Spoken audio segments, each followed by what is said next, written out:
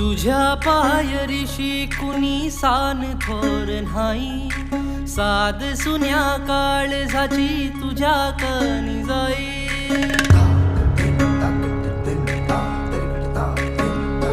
हे तरी देवा सर नाह्यो भोग कशा पायी, हरवली वाट दिशा अंधार